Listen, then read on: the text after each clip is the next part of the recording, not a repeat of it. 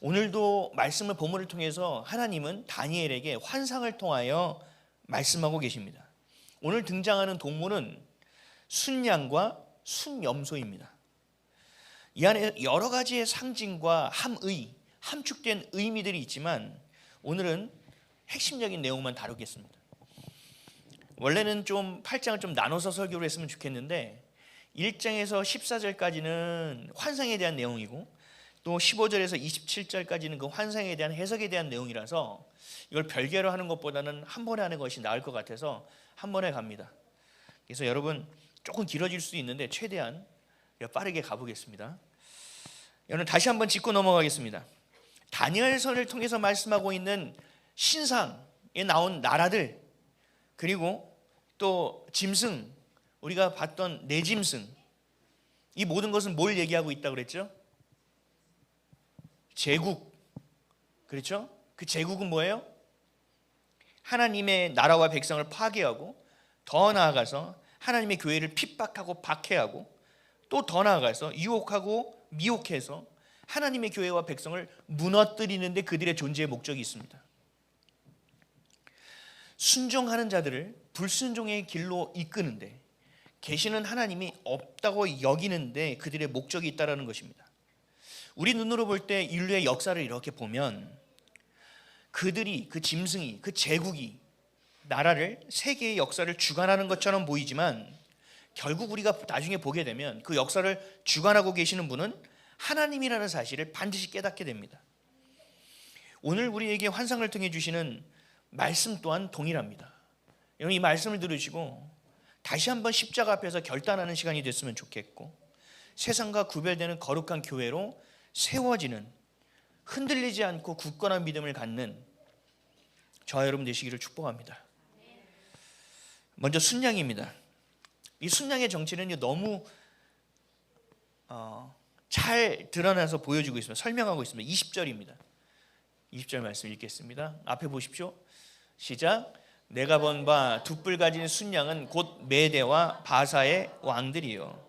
이 순양이 의미하는 것은 메대와 바사의 왕들이랍니다. 이걸 우리 학생들 세계사 공부를 하면 메대와 바사라고 나오지 않고 메대는 메디아라고 나옵니다. 바사는 페르시아라고 나옵니다. 메디아와 페르시아 두 왕을 얘기하는 것이 두 뿔 가진 순양을 얘기합니다. 뿔 하나가 메디아, 뿔 하나가 페르시아를 얘기한다는 거예요. 바사의 고레스가 메디아의 외삼촌과 함께 바벨론을 칩니다. 바벨론은 여러분 역사에는 신바빌로니아라고 나옵니다. 거기를 치는 거예요. 그리고 무혈 입성하는 장면 기억하시죠? 벨사살이 하나님의 전에 있던 그릇을 다 꺼내서 하나님을 욕보이다가 하나님이 글씨를 써주셨죠. 그때 뭐가 있었어요? 메대와 바사의 군대가 바벨론으로 들이닥쳐서 멸망하는 장면입니다. 이 내용을 우리 8장 3절에서 4절을 보면 역사적 사실로 좀 더 명확하게 알 수 있습니다. 읽겠습니다. 시작. 내가 눈을 들어 본즉 강가에 두 뿔 가진 순양이 섰는데 그 두 뿔이 다 길었으며 그중 한 뿔은 다른 뿔보다 길었고 그 긴 것은 나중에 긴 것이더라. 내가 본즉 그 순양이 서쪽과 북쪽과 남쪽을 향하여 받으나 그것을 당할 짐승이 하나도 없고 그 손에서 구할 자가 없으므로 그것이 원하는 대로 행하고 강하여 졌더라. 아멘. 한 마리의 순양인데 두 뿔을 가졌습니다. 메대와 바사라고 그랬죠. 한 뿔이 다른 한 뿔보다 더 길다는 것은 바사 페르시아를 얘기하는 겁니다. 페르시아가 나중에는 주도권을 갖고 페르시아라는 나라의 이름을 갖고 메디아는 사라집니다. 통합이 되는 겁니다. 서쪽과 북쪽과 남쪽을 향하여 들이받는데 당할 짐승이 하나도 없고 원하는 대로 강해졌다. 이 그림을 한번 보실까요? 페르시아 제국입니다. 보세요. 서쪽과 북쪽과 남쪽을 향하여 들이받습니다. 역사를 보면 페르시아가 전쟁을 일으켜야 합니다. 애굽을 잡고 그리고 그리스를 향하여 나아갑니다. 그리고 에게해를 건너서 유럽을 향하여 나아가는 페르시아의 전쟁입니다. 우리 영화 300에서 나왔었죠. 그 아하수에로 왕 크세르크세스 1차에서 3차에 걸쳐서 한 40여 년 동안 페르시아가 저 방향을 통하여 계속적으로 제국을 확장하는 것을 오늘 말씀을 통해서 그렇게 말하는 겁니다. 그런데 이 말씀하고 있는 것이 이 일이 일어나기 전 몇백 년 전의 일이라는 사실을 기억하셔야 돼요. 당시 역사는 저 페르시아 제국의 완전한 독주입니다. 언제까지요? 그리스 헬라의 알렉산더가 나타날 때까지는 저 페르시아가 독재입니다. 견줄 자가 없었습니다. 이제 나타나기 시작합니다. 21절에서 22절입니다. 시작. 털이 많은 순념소는 곧 헬라 왕이요 그의 두 눈 사이에 있는 큰 뿔은 곧 그 첫째 왕이요 이 뿔이 꺾이고 그 대신에 네 뿔이 났은즉 그 나라 가운데에서 네 나라가 일어나되 그의 권세만 못하리라. 아멘. 순념소는 헬라가 그리스입니다. 그리스 왕. 그때 큰 뿔이 나오는데 그게 첫째 왕입니다. 그게 누구를 의미합니까? 알렉산더를 의미합니다. 알렉산더가 10여 년에 걸쳐 한 11년 10여 년에 걸쳐서 페르시아를 제패합니다. 그리고 페르시아를 넘어 인도까지 나아갑니다. 아주 놀랍죠. 우리 5절에서 8절을 보면 이 내용을 좀 더 상세하게 볼 수 있습니다. 5절에서 8절 시작. 내가 생각할 때 한 순염소가 서쪽에서부터 와서 온 지면에 두루 다니되 땅에 닿지 아니하며 그 염소의 두 눈 사이에는 현저한 뿔이 있더라. 잠시요. 서쪽으로부터, 서쪽이 그리스를 얘기하는 거예요. 예루살렘 중심으로 얘기하고 있는 거거든요. 두루 다니며 땅에 닿지 아니할 정도로 빠르다는 얘기예요. 우리 내 짐승할 때 표범 얘기했죠. 표범이 헬라 그리스를 의미하는 거예요. 빨리 민첩하게 밀고 나가서 페르시아에서 인도까지 나갔다는 얘기. 그 뿔이 뭐라고요? 알렉산더라는 얘기입니다. 6절 시작. 그것이 두 뿔 가진 순양 곧 내가 본 강가에 섰던 양에게로 나아가되 분노한 힘으로 그것에게로 달려가더니 내가 본즉 그것이 순양에게로 가까이 나아가서는 더욱 성내어 그 순양을 쳐서 그 두 뿔을 꺾으나 순양에게는 그것을 대적할 힘이 없으므로 그것이 순양을 땅에 엎드려뜨리고 짓밟았으나 순양을 그 손에서 벗어나게 할 자가 없었더라. 순염소가 스스로 심히 강대하여 가더니 강성할 때 그 뿔이 꺾이고 그 대신에 현저한 뿔 넷이 하늘 사방을 향하여 났더라. 여러분들 네 개의 뿔 하면 이제 생각나죠? 역사를 좀 기억하시는 분들은 알렉산더가 거침없이 파죽지세로 꺾어 나갑니다. 그 헬라를 순염소로 말씀하신 거고 그 알렉산더가 여러 가지 설이 있지만 말라리아에 걸려서 죽었다는 설이 제일 많기는 합니다. 어쨌든 알렉산더가 젊은 나이에 죽었습니다. 후계자를 두지도 못했습니다. 그래서 그 거대한 제국을 누가 나눠 가졌느냐? 4명의 장군이 나눠 가졌습니다. 그 시대를 그것을 성경에서 뭐라고 하냐? 현저한 뿔 넷이 사방을 향하여 났다라고 표현한 겁니다. 그림 보시면 이거를 디아도코이 시대라고 합니다. 디아도코이 일본 말이 아니라 헬라어입니다. 저 4개의 왕조가 알렉산더가 차지한 제국을 4명의 장군이 왕이 되어 다스린다는 얘기입니다. 그 우리가 중요하게 볼 것은 뭐냐? 셀레우코스 왕조입니다. 셀레우코스 왕조가 어디입니까? 예루살렘이 포함되어 있는 곳의 왕조입니다. 이제 그것을 우리가 살펴보면서 나아가면 돼요. 작은 뿔 하나가 나와서 남쪽과 동쪽 예루살렘 그리고 영화로운 땅 그것이 예루살렘입니다. 그쪽으로 향하여 힘이 커졌다라고 나오는 겁니다. 이 왕은 뻔뻔하고 속임수에 능하다고 말합니다. 우리 23절에서 25절 한번 읽어볼까요? 시작. 이 내 나라 마지막 때에 반역자들이 가득할 즈음에 한 왕이 일어나리니 그 얼굴은 뻔뻔하며 속임수에 능하며 그 권세가 강할 것이나 자기의 힘으로 말미암은 것이 아니며 그가 장차 놀랍게 파괴 행위를 하고 자의로 행하여 형통하며 강한 자들과 거룩한 백성을 멸하리라. 그가 꾀를 베풀어 제 손으로 속임수를 행하고 마음에 스스로 큰 채하며 또 평화로운 때에 많은 무리를 멸하며 또 스스로 서서 만왕의 왕을 대적할 것이나 그가 사람의 손으로 말미암지 아니하고 깨지리라. 아멘. 뻔뻔하고 속임수에 능하고 하나님의 백성을 멸하는 왕이 나타나는 것을 성경에서 뭐라고 나누냐? 뿔 넷에서 작은 뿔이 나왔다라고 얘기합니다. 그 작은 뿔이 뭘 얘기하느냐? 왕을 얘기합니다. 안티오코스 에피파네스 4세를 말합니다. 이 사람이 뭘 했느냐? 9절 한번 다시 한번 읽을까요? 9절 시작. 그중 한 뿔에서 또 작은 뿔 하나가 나와서 남쪽과 동쪽과 연하온 땅을 하여 힘이 커지더니 셀루코스 왕조 안에서 안티코스 에피파네스 4세가 나온 것을 작은 뿔 하나가 나왔다라고 얘기하는 것이고, 하나님의 나라에 있는 예루살렘 땅을 이가 다 삼켰다는 것을 얘기하고 있습니다. 나중에 에피파네스가 애굽까지 쳐들어갔다가 로마의 견제에 걸려서 다시 자기의 땅으로 돌아옵니다. 그러면서 유대인의 박해가 시작됩니다. 이제 박해가 어떻게 됐느냐? 11절 12절입니다. 시작. 또 스스로 높아져서 군대의 주제를 대적하며 그에게 매일 드리는 제사를 없애버렸고 그의 성소를 헐었으며 그가 악으로 말미암아 백성이 매일 드리는 제사가 넘긴 바 되었고 그것이 또 진리를 땅에 던지며 자의로 행하여 형통하였더라. 매일 드리는 제사를 없애버렸습니다. 그의 성소를 헐어버렸습니다. 그리고 백성들의 매일 드리는 제사를 넘겨버렸습니다. 유대인이 안에서 전무후무할 정도로 박해를 당하는 것이 지금의 시대입니다. 이때입니다. 그 유대인에게 끼친 이 영향력, 권력, 이 작은 뿔이라고 되어 있는데요, 이것을 역사를 찾아보면 좀 더 심각합니다. 역사에서는요, 안티오쿠스 에피파네스 4세의 박해를 이렇게 기록하고 있습니다. 성전 예배 행위와 율법 준수를 폐지하고 이교 예배로 대체했다. 대제사장을 돈으로 매수해서 자신의 사람을 세웠고 유대교의 모든 계명, 특히 안식일과 할례에 관련된 계명을 준수를 금지했고 이를 위반할 경우 사형에 처했다. 엄마가 자녀를 낳아서 할례, 8일 만에 할례를 해야 되죠. 할례를 한 엄마가 사형에 처해진 것이 역사적 기록이 있습니다. 자신을 신이라고 여긴 안티오쿠스 에피파네스는 성전 내 지성소를 자기 마음대로 출입했다. 유대의 모든 성읍에서 드리는 제사는 이교 신들에게 드려야만 했다. 왕의 명령이 시행되는지 확인하기 위해 방방 곳곳에 감독자를 파견했다. 백성들이 자발적으로 명령을 따르지 않는 경우 강제적으로 그렇게 해야 했다. 한 달에 한 번 확인하여 누구든지 토라 두루마리를 가지고 있거나 아이에게 할례를 행한 경우 사형에 처했다.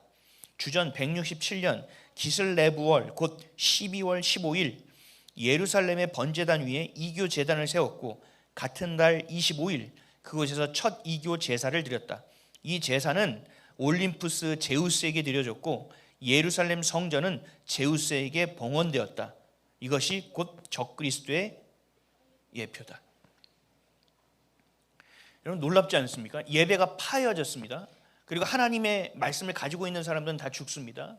아들을 깐난애기를 찾아서 할례가 되어 있는 아이가 있으면 부모들을 처형했습니다. 그리고 성전에 십자가 대신에 뭘 갖다 붙입니까? 불상을 갖다 놓습니다. 제우스를 갖다 놓습니다. 그리고 모든 예배에서 영광받을 이름은 제우스입니다. 전무후무합니다. 바벨론에 의해서 망했죠. 남유다가. 예루살렘 성전이 파괴되었죠. 돼지 피가 뿌려지고 성전의 것이 약탈되었죠. 이 정도는 아니었습니다. 아예 그 성전을 신전으로 만들어 버렸습니다. 이 교회를 그냥 술집으로 만들어 버리는 거예요. 그것보다 더 심각한 거죠. 여기를 무슨 불당으로 만들어 버리는 거. 그런 일들이 있었습니다. 그리고 거기서 네가 선택해가 아닙니다. 그렇게 하지 않은 이들은 사형에 처했습니다. 그것을 감독관을 파견해서 다 확인했습니다. 너무나 무서운 일이죠. 이것이 바로 적그리스도의 모습이에요. 적그리스도가 뭐라고 했죠? 그리스도를 대체하는 것. 하나님의 자녀와 교회들을 박해하고 핍박하여 무너뜨리는 것. 근데 에피파네스 시대에는요, 또 거꾸로 그 시대적인 상황은요, 번영했습니다. 그들은 잘 살았습니다. 그 나라는 번영했다고요. 잘 보세요. 이제 우리에게도 적그리스도가 드러날 겁니다. 그 적그리스도가 드러날 때는요, 마치 자신이 그리스도인 것처럼 행사를 할 겁니다. 그리고 평화와 번영을 가져올 겁니다. 여러분 지도자들 중에 평화와 번영을 가져온 사람은 여러분 한번 생각을 해봐야 돼요. 그리고 많은 사람들이 잘 살 수 있도록 혜택을 줄 겁니다. 그리고 암, 무슨 병, 이런 질병을 극복하는 무언가를 만들어낼 수도 있습니다. 그래서 마치 사람들이 그 사람을 보고 우러러보는 겁니다. 야, 이런 지도자는 전무후무하지 않느냐? 이런 지도자가 우리 안에서 나올 수 있느냐? 또 예수님처럼 병자를 일으키고 귀신을 쫓아내는 모습으로 올 수도 있습니다. 뭘 얘기하느냐? 모든 사람이 환호할 수밖에 없는 모습으로 나타날 거라는 얘기입니다. 하지만 그들에게 권력을 뺏겼을 때 안티오코스 에피파네스처럼 그는 교회를 핍박하고 박해할 것입니다. 인공지능과 비트코인, 화폐 통합 같은 것을 이뤄서 통제사회를 만들어낼 겁니다. 지금도 마찬가지 아닙니까? 여러분들은 잘 모르겠지만 세상의 정치인들은요, 정치 통합을 이루려고 계속 만나고 있습니다. 계속 물밑 접촉을 하고 있습니다. 마치 우리 종교 통합도 똑같습니다. 여러분들은 괜찮은 것 같죠? 또 WCC에 포함되는 교단에 있는 사람들은 나만 신앙을 잘 가지면 괜찮을 거라고 생각하죠. 그렇지 않아요. 이미 종교 지도자들은 자기네끼리 다 주먹구구식이 아니라 아주 계획적으로 고의적으로 종교 통합을 이미 이루었습니다. 아예 끝났습니다. 그것처럼 종교 통합을 하는 것처럼 경제적 통합과 정치적 통합을 이루어서 이들은 창세기 11장에 나온 것처럼 그들만의 바벨탑을 쌓는 것입니다. 그래서 결국 하나님을 대적할 것입니다. 그리고 성경을 가지고 있거나 종교성을 가지고 있는 사람들은 모조리 먹고 살아가는 생계를 어렵게 만들 것입니다. 온갖 협박과 회유를 할 것입니다. 이 안티오코스 에피파네스를 보면서 적그리스도를 미리 보는 겁니다. 우리에게도 이런 일이 있겠구나. 있을 수 있겠구나. 여러분, 다니엘은요, 이 순양, 이 페르시아가 나오고 지금 이 내용이 언제 일이냐? 200년 후의 일입니다. 200년 후. 그러면 이렇게 생각해 봐요. 하나님은 왜 다니엘에게 이런 역사를 미리 알려주고 있을까? 지금 우리와는 이게 무슨 관계가 있는 걸까? 예수를 믿는 구별된 거룩한 교회와 성도는 안티오코스 시대의 유대인처럼 신음하고 소망이 단 한 조각도 찾아볼 수 없을 정도의 때가 올 겁니다. 다니엘은 무너지지 않을 것 같은 바벨론의 무너짐을 보았습니다. 그리고 하나님의 정한 때에 이스라엘이 회복될 것을 알고 믿고 그 믿음을 지켜낼 수 있었습니다. 하지만 그 이후의 역사를 주님께서 보여주셨을 때 다니엘은 마음이 어려워지는 겁니다. 지금 바벨론이 우리의 나라와 민족을 회파시키고 하나님의 성전을 망가뜨리고 하나님의 계셔야 할 자리에 이방신을 갖다 놓고 우상을 갖다 놔서 우리 전체의 민족을 완전히 말살시키는데 하나님이 70년 후에는 이것을 다시 회복시킬 거라고 말씀하셨으니 버티고는 있는 겁니다. 믿음을 지켜나가고는 있는 겁니다. 그런데 다니엘에게 환상을 보여주시는 그 200년 후의 일을 보니 지금보다 더 심각한 겁니다. 여러분이 다니엘이라면 어떤 생각을 하시겠습니까? 여러분이 지금 핍박을 받고 위협을 받고 미혹당하는 것보다 훨씬 더 큰 일이 이후에 있을 거라는 얘기입니다. 지금보다 성전은 회복될 거예요. 그 나라는 회복될 거예요. 그러나 더 어려운 일들이 있을 거라는 것을 다니엘은 아는 거죠. 그래서 다니엘이 가진 건 어땠냐? 다니엘의 상태를 한번 볼까요? 26절 27절입니다. 시작. 이미 말한 바 주야에 대한 환상은 확실하니 너는 그 환상을 간직하라. 이는 여러 날 후의 일임이라 하더라. 이에나 다니엘이 지쳐서 여러 날 앓다가 일어나서 왕의 일을 보았느니라. 내가 환상으로 말미암아 놀랐고 그 뜻을 깨닫는 사람도 없었느니라. 아멘. 다니엘의 마음을 헤아리고 같이 이야기 나눌 사람도 없는 겁니다. 다니엘은 너무 고통스러운 겁니다. 지금도 미칠 것 같이 힘든 세월을 견디고 있는데 이보다 더 힘들고 어려운 때가 올 거라는 주님의 역사를 보니 번민하지 않을 수 없는 겁니다. 여러분, 이 역사는 계속될 겁니다. 애굽, 그리고 아수르, 또 바벨론, 메데바사, 또 페르시아, 로마, 계속적으로 유대와 교회들을 핍박했던 제국, 그 짐승들은 계속적으로 세워질 겁니다. 그럼 우리는 역사를 보면 그 짐승들이, 그 제국들이 역사의 흐름 가운데 마치 하나의 목적을 가지고 연합한 것처럼 교회를 박해하고 또 그리스도인들을 핍박하고 침탈하고 박해하는 것을 볼 수 있습니다. 로마의 제국이 끝났다고 끝난 것이 아닙니다. 지금도 마찬가지입니다. 지금은 어떠한 모습으로 나오냐? 지금 현재로 봤을 때는요, 전 카톨릭을 봅니다. 카톨릭의 모습으로 우리의 교회에 어떻게 박해하고 핍박하느냐, 어떻게 미혹하고 있느냐, 교회의 정통성을 끊어버립니다. 가톨릭은 마치 교회처럼 보이게 만들었지만 교회와는 완전히 다릅니다. 그래서 교회에서 떠나서 천주교로 간 사람이 참 많습니다. 왜요? 똑같은 것 같은데 좀 느슨하니까. 아닙니다. 완전히 다릅니다. 그리고 성경 안에 인본주의를 마구마구 섞어 놓았습니다. 심지어 중세 시대에는요, 성경을 읽지도 못하게 했고 성경을 가지고 있는 사람들을 다 죽였습니다. 중세 시대, 교부 시대라고 말하는 교황권이 있었던 그 천년의 시대 가운데 종교재판소를 열어서 수많은 기독교인들을 처형했습니다. 마녀사냥이라는 이름으로. 이 역사는 누구의 기록입니까? 역사 안에서 승자의 기록이죠. 제국의 기록입니다. 그 안에서 메인스트림이 그들의 역사처럼 보여지지만 그 밑에서 저변에서 지하수처럼 흐르는 그리스도인들의 흐름이 있습니다. 그것을 중세시대 때, 교부시대 때는 뭐라고 얘기했느냐? 마녀사냥이라고 했습니다. 예술민자를 죽이는 것을 목적으로 삼았다는 것입니다. 그리고 그들은, 카톨릭은 종교 통합을 향해서 질주합니다. 이게 제국 짐승의 모습과 매우 똑같습니다. 어떻게 보면 더합니다.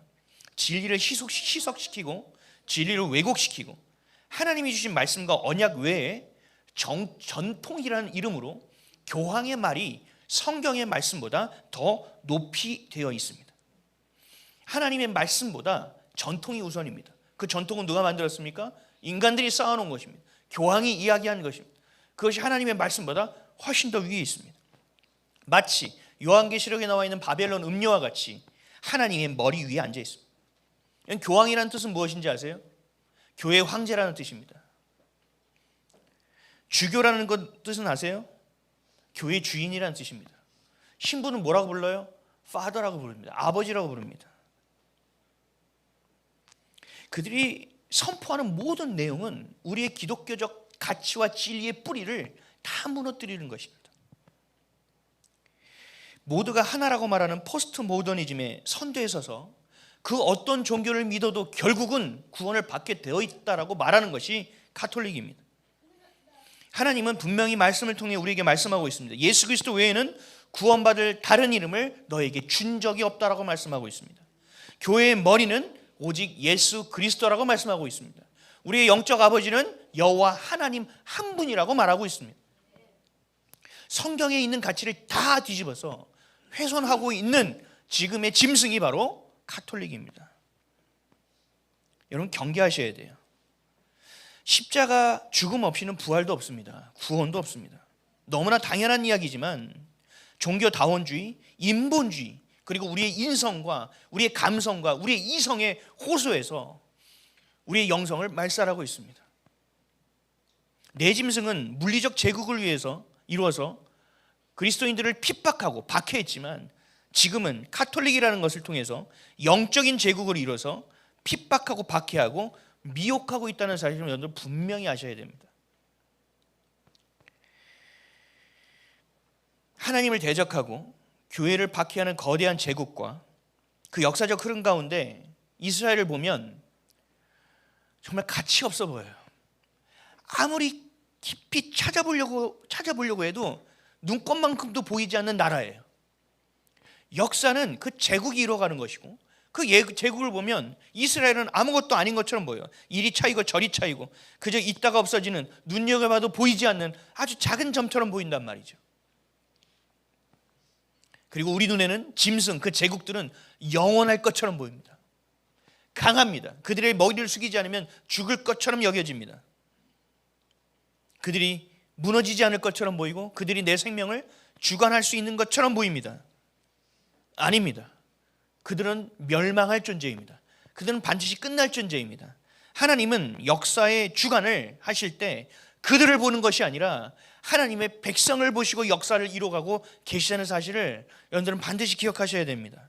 우리의 역사책에 보고 학생들이 나가서 세계사를 볼 때 하나님의 역사를 가리고 인본주의 역사만 가르치지만 분명히 알아야 됩니다. 이들이 존재하는 역사의 이유는 하나님의 진리를 훼손하고 하나님의 교회를 박해하고 하나님의 성도를 무지하게 핍박하는 데 있다는 사실입니다. 프랑스 혁명 아름다워 보이죠? 근대 세상을 이끈 것처럼 보이죠? 그렇지 않습니다. 그 프랑스 혁명으로 인하여 교회가 무너졌고 프랑스는 완전히 인본주의 사상으로 넘어가는 나라가 되어버립니다.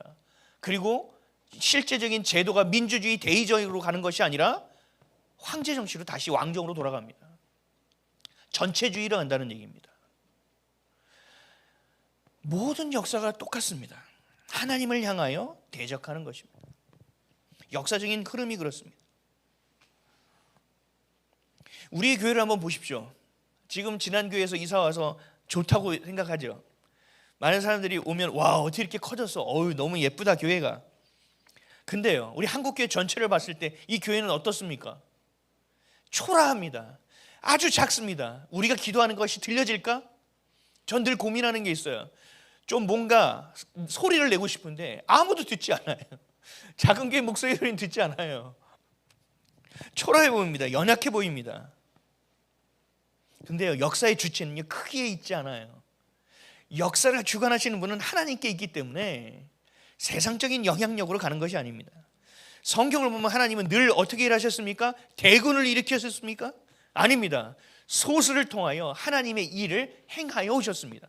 그 제국의 틈바구니 사이에서도 생명과 명맥을 이어오게 만드셨습니다. 핍박과 박해가 있을수록 더 강한 힘을 발휘하게 만들어 놓으셨다는 것을 기억하셔야 됩니다. 하나님은 지금껏 역사를 이끌어 오셨고 그 승리를 선포하셨음을 반드시 기억하셔야 됩니다. 자, 여기서부터가 중요합니다. 여러분들이 안티오코스 에피파네스 4세가 박해하는 시대에 살고 있다면 가정을 한번 해보시죠. 여러분 어떻게 하실까요? 도망칠 수 없습니다. 여러분의 가정에 생계를 이어갈 수도 없습니다. 여러분 어떻게 하실 겁니까? 생명을 걸고 신앙을 끝까지 지킬 겁니까? 아니면 율법과 약속을 버리고 제우스와 같은 우상에게 고개를 숙일 것입니까? 선택과 결단은 반드시 해야만 한다는 겁니다. 하나님은 지금 교회된 저와 여러분에게 말씀하고 있습니다. 먹고 살아가는 것이 분주해서 예배 드리지 못하고 있느냐? 세상에서 머리 되고 꼬리가 되지 않기 위해서 고군분투하는 삶을 살아가므로 하나님이 우선되는 삶을 살지 못하고 있는가?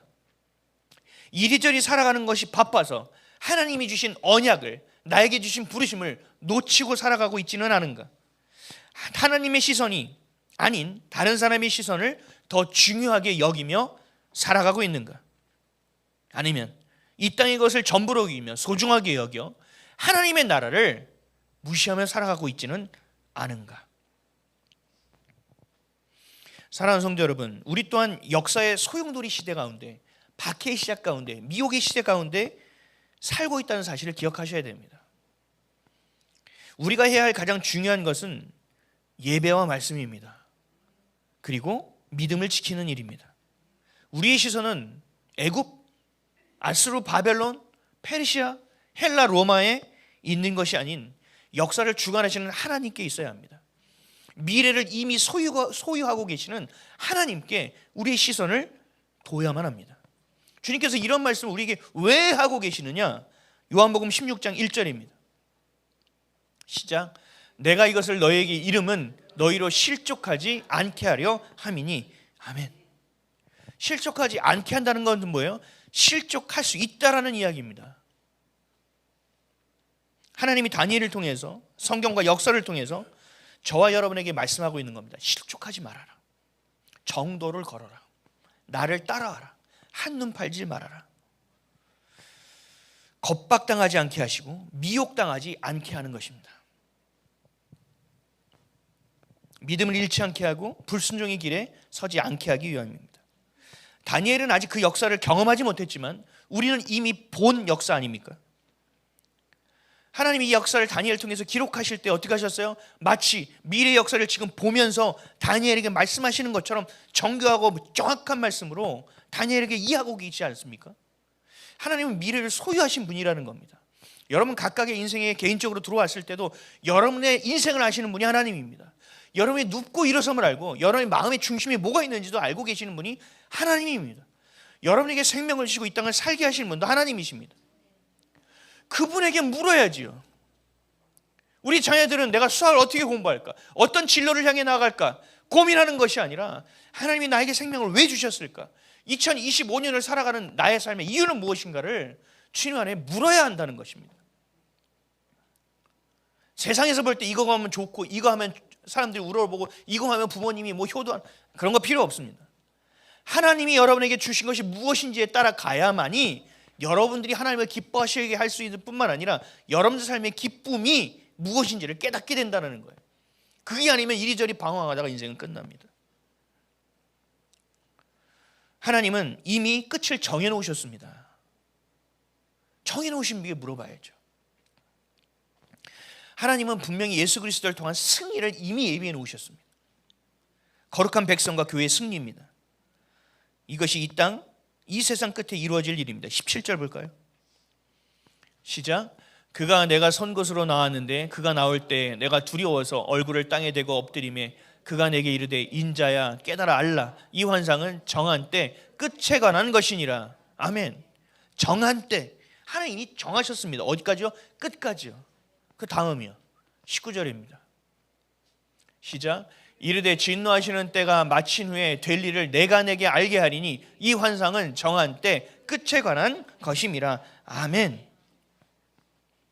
우린 오늘 말씀을 통해서 다니엘을 통해서 주신 말씀을 통해서 이 에피파네스 4세가 적그리스도로서 그 시대적 상황 가운데 유대인과 하나님의 성전에 어떻게 행하는지를 볼 수 있습니다. 우리는 생각합니다. 이런 걸 보면 내가 사는 때는 이런 일이 발생하지 않았으면 좋겠어. 여러분, 피할 수 있는 게 아닙니다. 주님은 말씀하신 거예요. 피할 수 있으면 이런 얘기 하지도 않아요. 왜요? 하나님은 맞닥뜨리는 때가 있기에 실족하지 않게 하기 위해서 성경을 기록해 놓았다고 말씀하시는 겁니다. 마지막 때에 핍박과 박해만 있지 않습니다. 박해와 핍박을 하면요, 교회가 더욱더 견고해진다는 것을 사탄도 알고 있습니다. 그래서 어떻게 하는지 아세요? 이제 전략을 바꿉니다. 미혹으로 바꿉니다. 이성이 팽배해지는 시대에 여러분들은 살고 있습니다. 머리로 봅니다. 팩트를 찾습니다. 그래서요, 마귀는 이것으로 꿉니다. 그래서 카톨릭으로 빨려 들어가는 겁니다. 지금도 하나님과 세상을 겸하여 섬기고 있다면 여러분의 신앙은 이리저리 흔들리는 신앙이 될 수 있다는 사실을 알아야 합니다.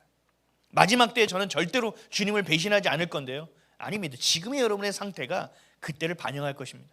지금의 상태가 아무리 견고하게 주님 외에는 난 절대로 아무것도 없다라고 이야기할지라도 그 마지막 순간에 여러분이 어떻게 할지 모릅니다. 그래서 말씀하시는 겁니다. 너의 신앙을 오늘도 굳게 지키고 있어야 된다는 것이고 깨어 있으라고 말씀하고 있는 겁니다. 말씀 충만, 성령 충만, 삶의 표대가 오직 예수 그리스도. 이것이 되지 않으면 여러분 힘듭니다. 많은 사람이 어떻게 하는지 아세요? 이성으로 유효적절하게 하나님과 세상을 아주 겸하게 잘 섬기려고 합니다. 그래도 51대 49면 그래도 내가 하나님께 경영권을 드린 거니까 이렇게 양다리를 걸치고 삽니다. 그리고 하나님을 예배하는 것보다 내가 먹고 살아가는 것이 훨씬 더 중요하게 여깁니다. 무조건 무너집니다. 이건 제가 예언할 수 있습니다. 무조건 무너집니다. 하나님이 전부라고 한 사람도 무너집니다. 흔들리면 안 됩니다. 여러분이 오늘 살고 있는 이유가 어디 있습니까? 여러분, 내일을 왜 살아갑니까? 피곤하고 죽겠는데 미치겠는데 못하러 내일을 일어납니까? 여러분, 오늘을 살아가는 힘은 어디에서 나옵니까? 오늘의 삶, 아니면 내일의 삶, 한 주의 삶, 올해의 삶, 여러분에게 가장 중요한 건 뭡니까? 이게 예수 그리스도가 되지 않으면, 하나님의 뜻을 향하여 나가는 것이 되지 않으면 단언컨대 무조건 넘어집니다. 나는 괜찮습니다. 할 수 있습니다. 교만과 자만과 오만을 버리십시오. 스스로에게 묻고 또 물어야 됩니다. 그리고 공동체 안에서 함께 서로를 격려하고 위로하고 나아갈 수 있어야 됩니다. 누가복음 21장 8절입니다. 시작. 이르시되 미혹을 받지 않도록 주의하라. 많은 사람이 내 이름으로 와서 이르되 내가 그라하며 때가 가까이 왔다 하겠으나 그들을 따르지 말라. 아멘. 많은 사람이 내 이름으로 와서 예수 그리스도인 척한다는 얘기예요. 따르지 말라고 얘기합니다. 난 절대 안 넘어가. 여러분, 오만이라고요. 저도 장담 못합니다. 여러분, 이스라엘 역사를 한번 볼까요? 예수님이 이 땅에 오셨죠. 예수님이 이 땅에 오셨을 때 예수를 그리스도로 여긴 사람이 많았을까요? 소수였습니다. 근데 놀라운 일이에요. 이스라엘 사람들은 계속 뭘 구했는지 아세요? 메시아만 기다리고 있었습니다. 우리처럼 분주하게 삶만 사는 게 아니고요, 메시아를 기다리면서 살았다니까요. 근데도 예수님이 딱 나타나셨는데도 예수님인지를 모릅니다. 저와 여러분은요, 알 수 있을 거라고 생각하십니까? 여러분 지하철을 타고 가고 버스를 타고 그 옆에 앉아 계셨을 수도 있습니다. 우리는 모른다니까요. 장담할 수 있는 일이 아닙니다. 그래서 깨어있으라고 하는 겁니다. 깨어있지 않기 때문에 삶에 치이는 겁니다. 삶에 분주한 겁니다. 내가 뭔가 하려고 하는 겁니다. 여러분, 오늘 당장 예수님이 오셔서 이상하지 않을 세상이에요. 오늘이 세상의 끝날이라고 해도 절대 이상하지 않는 세상을 여러분 살고 있다니까요. 대부분의 교회는 미혹되었습니다. 여러분, 직장은 어떻습니까? 직장은 하나님께서 말씀하셨어요. 선교지라고, 복음을 전해야 될 자리라고, 네가 그 가운데서 기도해야 되고, 소금처럼 그것이 썩지 않게 하는 자리, 네가 비록 별 볼 일 없는 일반 사원, 일개 사원이라 하더라도 그곳에 내가 널 보낸 이유가 있다. 이것은 선교지라고 말씀하고 있거든요. 근데 여러분 직장이 선교지가 됩니까? 아니면 여러분들을 세상과 타협하게 만드는 도구가 되는 거 아닙니까? 오염되었잖아요. 이미 직장과 선교지가 오염되었잖아요. 자녀는요, 하나님이 거룩한 백성으로 키워내라고 자녀들을 주었는데 그 자녀들에게 복음을 제대로 전하고 계십니까? 그 자녀들을 복음으로 따라올 수 있는 길을 여러분들이 내어주고 있습니까? 아이들에게 생수를 먹이고 계십니까? 하루라도 아이들에게 손을 얹고 기도해주고 계십니까? 이미 가정이 오염되어 있잖아요. 언제 예수님이 오시면 난 깨어있을 수 있다고 장담할 수 있습니까? 여러분들의 삶과 여러분들의 주변과 여러분의 안에서 비에, 가랑비에 빠지셨듯 쳐져오고 있습니다. 그래서 깨달아야 된다고 얘기하는 거예요. 깨어있으라고 얘기하는 거예요. 여러분 삶에서 가장 중요한 게 예수 그리스도가 맞습니까? 이게 아니면 큰일 나는 거예요. 삶이요? 여러분 70, 80, 강건하면 100세? 끝이잖아요. 그 다음에요, 왜 그것을 깨닫지 못하는 말이에요? 비행기 사고가 계속 나잖아요. 죽어나가잖아요. 왜 나는 괜찮을 거라고 생각하냔 말이죠. 아니에요. 언제든 하나님 자리에 갈, 하나님 면전 앞에 갈 준비가 되어 있어야 돼요. 그게 아니라면 반드시 적그리스도를 그리스도로 여기는 자가 된다는 얘기입니다. 위험하다는 거예요. 우리 로마서 12장 1절에 3절 볼까요? 이렇게 깨어있기를 축복합니다. 시작. 그러므로 형제들아, 내가 하나님의 모든 자비하심으로 너희를 권하노니 너희 몸을 하나님이 기뻐하시는 거룩한 산 제물로 드리라. 이는 너희가 드릴 영적 예배니라. 너희는 이 세대를 본받지 말고 오직 마음을 새롭게 함으로 변화를 받아 하나님의 선하시고 기뻐하시고 온전하신 뜻이 무엇인지 분별하도록 하라. 내게 주신 은혜로 말미암아 너희 각 사람에게 말하노니 마땅히 생각할 그 이상의 생각을 품지 말고 오직 하나님께서 각 사람에게 나누어 주신 믿음의 분량대로 지혜롭게 생각하라. 아멘. 예수님이 전부된 인생을 이렇게 살아야죠. 우리 학생들 SNS 보고 제가 지나다니면 아파트 이게 한참 몇 달 동안 나왔어요. 10억 뷰가 넘었다고 나오더라고요. 그리고 요즘은 또 뭐예요? 제니가 누구예요? 블랙핑크의 제니인가? 하여튼 그 친구가 나와가지고 또 한대요. 근데 그 친구들이 나와서 하는 게 뭔지 아세요? 계속 무슨 메시지를 전하는지 아세요? 이 짐승 제후의 메시지를 계속 정하는 거예요. 자녀들의 영적인 토지를 다 빼앗고 있는 거예요. 제국으로 영토를 확장하고 있다고요. 자녀들이 이거 계속 꽂고 다니는데 저는 한탄스러워요. 마음이 괴롭고 힘들어요. 예수님이 전부 되는 인생으로 살겠다고 결단해도 오직 예수 그리스도만 보고 가도 어렵습니다. 여러분, 우리 지금 우리나라 땅을 보십시오. 뭡니까? 백성들의 생각이 뭔지 아세요? 부패해도 상관없어. 저 사람을 위해서 내 주식만 오르면 돼. 어떤 지도자도 관계없어. 좀 복지 예산만 더 주면 돼. 그게 맞는 말입니까? 그건 아니잖아요. 우리 회사 다닐 때도 마찬가지예요. 내 좀 위에 좀 능력이 좀 악해도 되는데 좀 능력이 좀 있었으면 좋겠어. 쟤 때문에 내가 잘못 줄 타가지고 미칠 것 같아. 우리 이런 생각하지 않습니까? 아니에요. 그렇게 되어서는 안 돼요.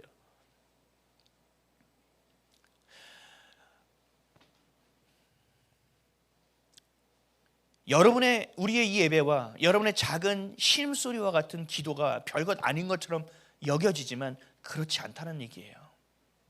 하나님은 그냥 그걸 내버려 두지 않는다는 얘기예요.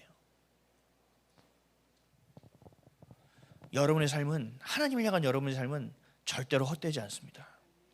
하나하나 쌓아오는 벽돌이 어느 날 바라봤을 때 건물이 되어 있을 것입니다. 교회가 되어 있을 것입니다. 결단하셔야 돼요. 주의 것으로 살 것이냐, 내 것으로 살 것이냐. 결단하지 않으면 안 돼요. 우리 마지막 말씀을 마치 선포하는 것처럼 좀 읽고 마쳤으면 좋겠습니다. 여러분 마지막 때를 살고 계십니다. 반드시 기억하십시오. 읽겠습니다. 시작. 이 썩을 것을 썩지 아니함을 입고 이 죽을 것이 죽지 아니함을 입을 때에는 사망을 삼키고 이기리라 기록된 말씀이 이루어지리다. 사망아 너의 승리가 어디 있느냐? 사망아 내가 쏘는 것이 어디 있느냐? 하망이 쏘는 것은 죄요 죄의 권능은 율법이요. 우리 주 예수 그리스도로 말미암아 우리에게 승리를 주시는 하나님께 감사하노니 그러므로 내 사랑하는 형제들아 견실하며 흔들리지 말고 항상 주의 일에 더욱 힘쓰는 자들이 되라. 이는 너희 수고가 주 안에서 헛되지 않은 줄 알미라. 아멘. 여러분 생각하십시오. 제국 역사 이루어가는 높고 크고 세련된 것들 속지 마십시오. 여러분 얘기해야 됩니다. 사망아 네가 쏘는 것이 어디 있느냐? 승리가 어디 있느냐? 오직 예수 그리스도에게 있다 라고 나아가야 됩니다. 꿈에 마귀가 나와서 막 가위 눌리는 이 정도 수준으로 살면 안 됩니다. 네가 누냐? 너와 사망아 쏘는 것이 어디 있느냐? 감히 어디 안전이라고 네가 나에게 와서 힘들게 하느냐? 하고 이야기하고 선포할 수 있어야 됩니다. 세상이 여러분을 힘들게 합니까? 윗사람이 나를 힘들게 합니까? 기도하십시오. 그리고 기도하는 거예요. 야 이 부장아 네가 쏘는 것이 어디 있느냐? 야 민주당아 네가 쏘는 것이 어디 있느냐? 기도하셔야 된다는 얘기예요. 아멘이십니까?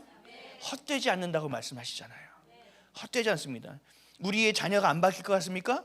우리의 남편과 아내가 바뀌지 않을 것 같습니까? 우리의 부모가 절대로 복음을 받을지 않을 것 같습니까? 왜 여러분들이 생각합니까? 기도하셔야죠. 속으로 예수의 이름으로 명하노니 누구누구는 이미 구원 받았느니라. 사망은 꺼져라. 어둠은 꺼질지어다. 그리고 주님 앞에서 빛을 머금고 그 자리 앞에 가가지고 샥 해야죠. 주님 앞에서. 아멘이십니까? 네. 여러분 이런 담대함을 가지셔야 돼요. 소망 없이는 안 돼요. 이 땅 가운데서 기도하십시오. 그리고 여러분들의 수고가 절대 헛되지 않을 것입니다. 그리고 우리는 우리의 생전의 적그리스도를 볼 수도 있습니다. 이런 마지막 끝날을 살고 있습니다. 경계하시고 하나님의 말씀 가운데 견지하시고 흔들리지 마십시오.